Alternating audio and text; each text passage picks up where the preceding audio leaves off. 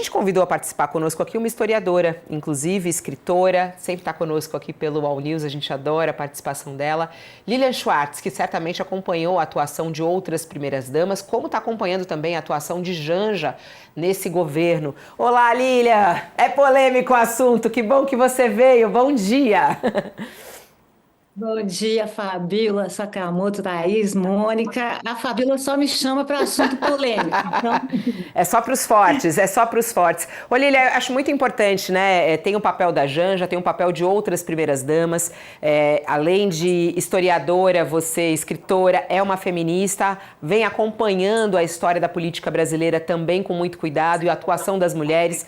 Janja realmente é a mulher que mais trabalhou efetivamente nesse cargo de primeira-dama, se é que ele pode ser considerado um cargo, Lilia? bom, vamos lá. Todo historiador e historiadora volta ao passado, né? Então é preciso que a gente diga que esse cargo foi criado durante a República. Eu também diria que os conceitos se alteram no tempo, ou seja, o conceito de primeira-dama foi sendo construído. Então, sem negar o papel da Janja, que a Janja tem sim um gabinete, ela está lá todo dia, eu penso que essa é uma construção dela, do lugar, do que significa trabalho, do que significa ser primeira-dama. Esse conceito foi mudando, então eu não quero me alongar demais para não monopolizar, sei que Mônica está aqui, mas eu, por exemplo, acho que o papel da Nair de Tefé, esposa do Hermes da Fonseca, que assim trouxe para dentro do palácio culturas, ela faz um encontro com machixe, convida a Chiquinha Gonzaga. Nair de Tefé era uma pessoa que resistia, que trazia novos hábitos para as mulheres, andava de calça. Eu acho que esse é um trabalho cultural. Depois dela, eu acho que o grande nome é Darcy Vargas, que vai imprimir a esse lugar da primeira-dama um lugar mais assistencialista, né? Então, ela vai criar a Legião Brasileira de Assistência, que vai se transformar com o tempo numa instituição de assistência social do país. Então, isso não é trabalho? Eu penso que é trabalho, né? A gente pode falar de outras, da Sara Kubitschek, que vai continuar nessa linha assistencialista, mas para eu parar de ameaçar e de fato ser breve, eu queria também chamar a atenção para o trabalho da professora Ruth Cardoso, né? Ou seja, ela vai romper com essa ideia de que o trabalho das primeiras damas é um trabalho apenas assistencialista e vai criar a comunidade solidária, que é um trabalho que ela já fazia como professora na USP, então ela trouxe essa expertise dela, ela trouxe uma equipe muito consistente e ela vai fazer essa articulação, que eu acho muito importante, entre política pública, universidade e as organizações da sociedade civil. Isso não é trabalho? É trabalho também. Janja não faz trabalho? Vai fazer um outro trabalho, que é um trabalho que ela vai fazer com os influencers, ela faz no seu gabinete, ela tem uma influência grande, mas eu acho assim, a gente não pode aqui cravar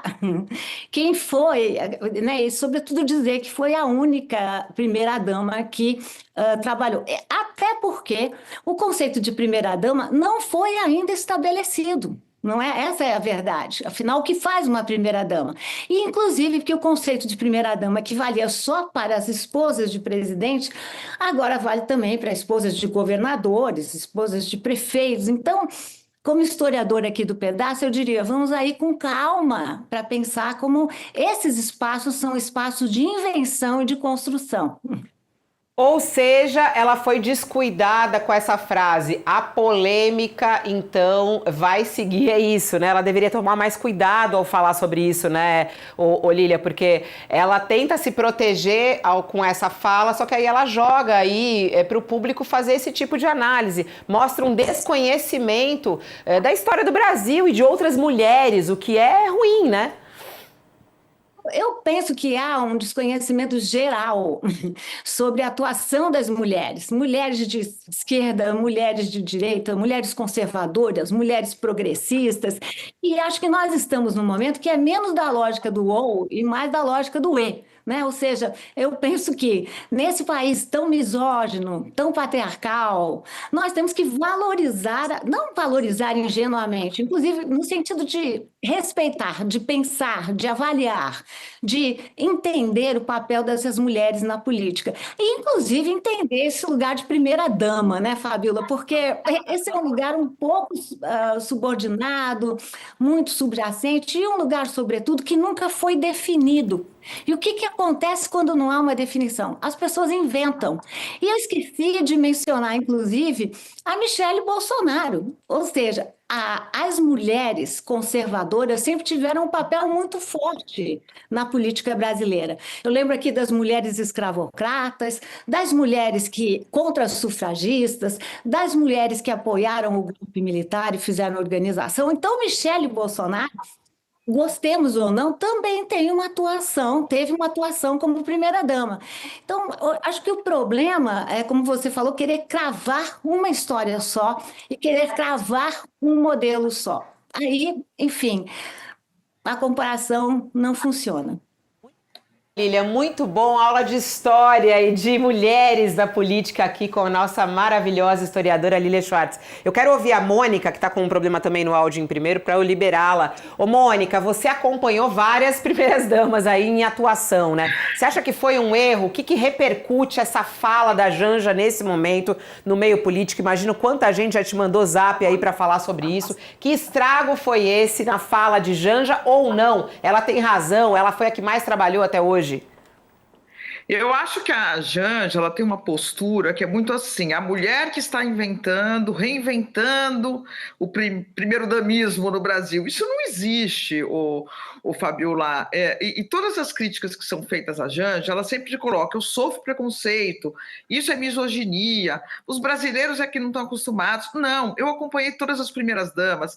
Eu acho que a primeira dama que mais sofreu crítica foi a mulher do Michel Temer, sabe, a Marcela.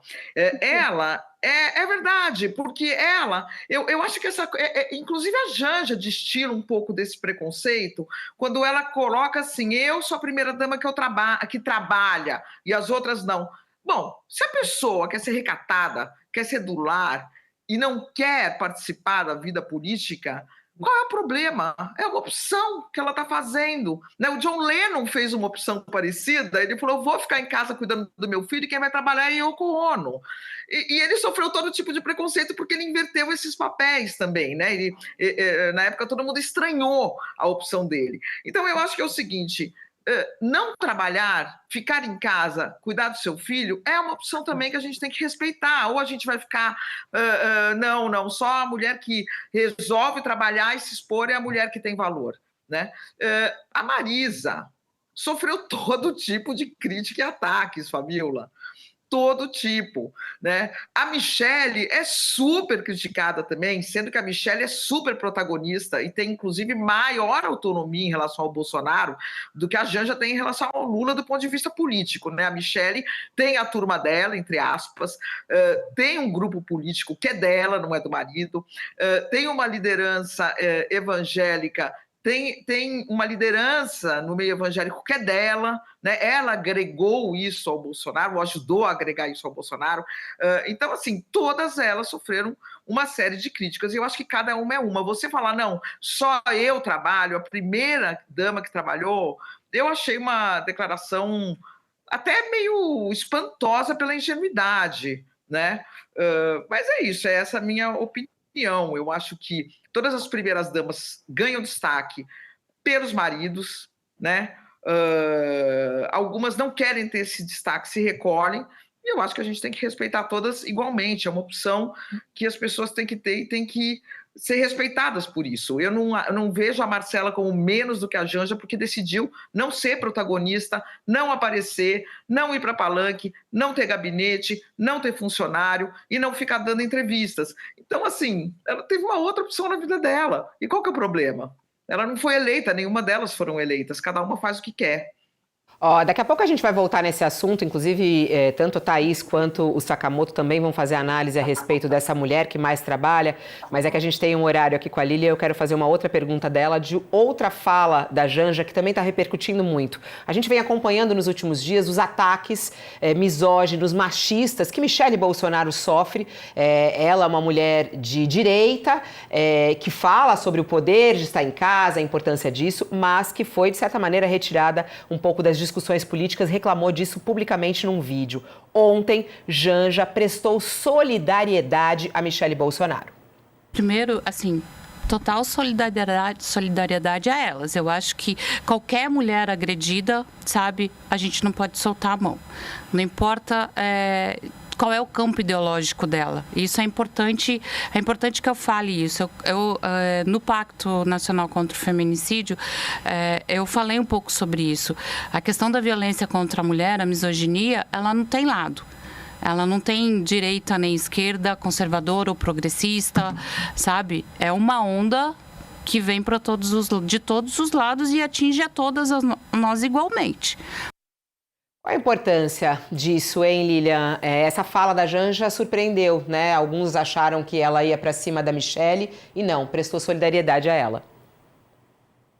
Eu achei muito importante, eu achei um momento em que Janja foi muito ponderada, né? Ou seja, ao dizer que essa era uma questão mais ampla, né? Afinal, estamos aqui discutindo esses novos movimentos de extrema-direita, a lá Red Pill, que, por incrível que pareça, estão aqui colocando em questão o voto feminino, né? Ou seja, eu tenho dito que essa não é uma polêmica, essa é uma falsa questão, ou seja, porque são ganhos das mulheres feministas e das mulheres pela democracia que não voltam atrás.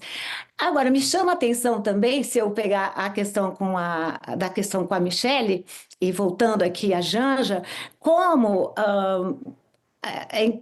impressiona como muitas vezes essas mulheres defenderam uma política, dizer eu não sou feminista, eu não sou... Mas, na verdade, foi o feminismo das sufragistas lá atrás, que permitiu que mulheres como Michele passassem a ter uma opinião, passassem a pensar voto, a pensar políticas.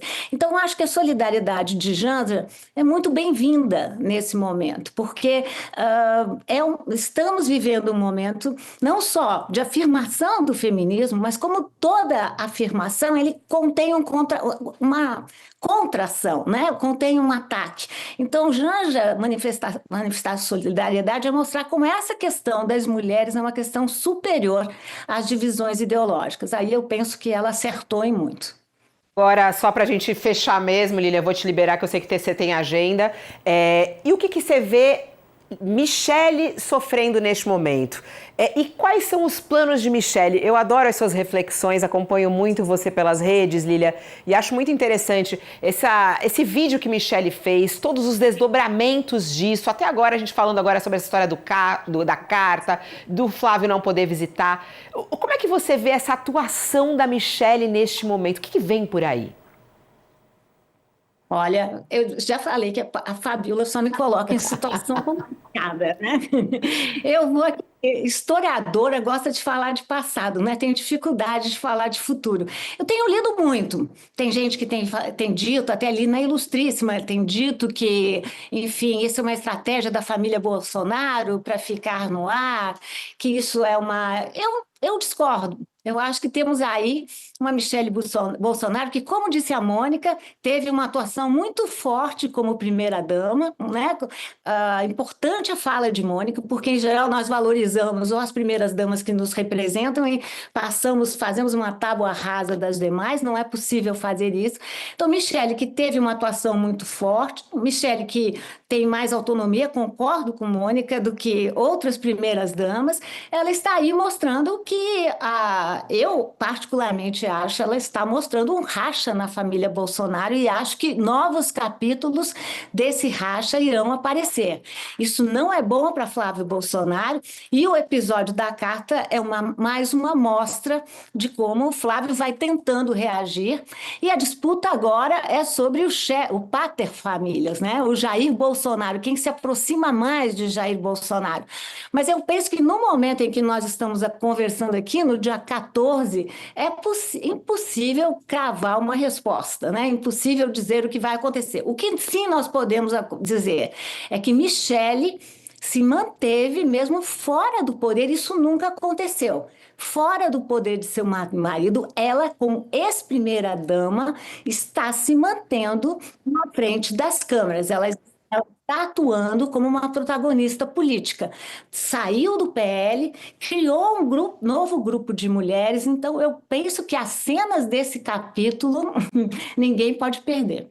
É impressionante, é muito interessante analisar esse movimento que está acontecendo agora, né? A gente até vai falar daqui a pouco, a Lília, inclusive, participa do podcast feito pela Adriana Negreiros. No primeiro episódio, ela participa também em outros, trazendo a análise, né, sobre a atuação política da Michele, e a gente vai receber a Adriana em instantes, e é muito interessante a gente ver que agora eles falam que o Imparáveis não foi um movimento criado por ela, né? Mas ele está aí, né? Ela não nega, ela não nega nas redes, ele está por aí, ela não quer ser parada, isso é claro, e é muito interessante. Lília, um beijo, meu amor, muito, muito agradecida. Fale.